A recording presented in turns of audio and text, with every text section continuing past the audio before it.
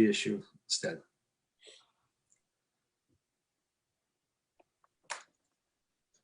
And Mr. Chairman, we have Chris Brown in the waiting room that will also be able to join us on this conversation.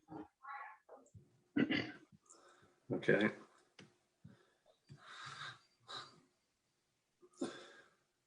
He should be in here. I promoted him. I don't see him. He must be in cyberspace between the panelists and okay, here he is. Mr. Brown, you're in the room. Would you like to join us? Thank you. Okay, Mr. Keyser. Well, this is an agenda item the city council requested. The only information I had coming in was to have a discussion. Right, but you want to address Mr. Palmer? Yeah, so well, just to the fact that Mr. Palmer, who is the Super RAO Records Access Officer, is not available to attend this meeting or these meetings for reasons that I'm not going to go into. But so in his place, myself and Chris Brown, who work a lot with Todd, and Chris Brown as a solicitor for the city, does a lot of work with these FOIA requests and is very versed in the laws. So my understanding is there were questions from the council in regard to FOIA requests. So happy to answer questions. Mr. Cannon. Yeah, I mean, I do have questions, but I'd like us to be able to talk to the person that's in charge of this. I think it would be a helpful discussion. I think there are opportunities where the public and the council can better understand our processes. What is a request? What is a FOIA request? How long are things taking?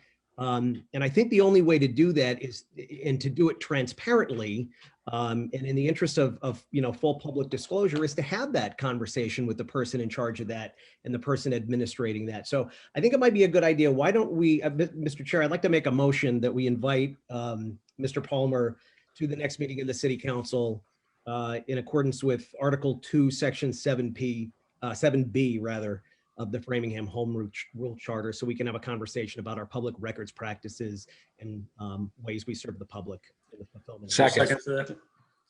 So moved and seconded. Any further discussion about that? Yes. Well, what'd you say? All right. I'm going to take a vote saying no. Mr. Stuart Morales. I would ask if Mr. Keyser can elaborate in any detail as to why it seemed like it might not just be a one-night situation that the public records officer might be unavailable. Just is there anything that you can say, or is it a employee confidential matter? It is employee confidential matter. I will just simply describe it as a medical condition precludes his attendance. And so despite the council's vote, and I know the chairman and I had this conversation yesterday, is that in lieu of Mr. Palmer, Chris Brown and I, and based on some of the questions that I'm aware of that may be coming, they are more appropriate for Chris Brown in regard to the questions. Todd Palmer administers the program. He is the Super RAO who works with the RAOs. And so any questions that we can't answer that are particular to his specific tasks, more than happy to bring those questions to him and respond back to the council.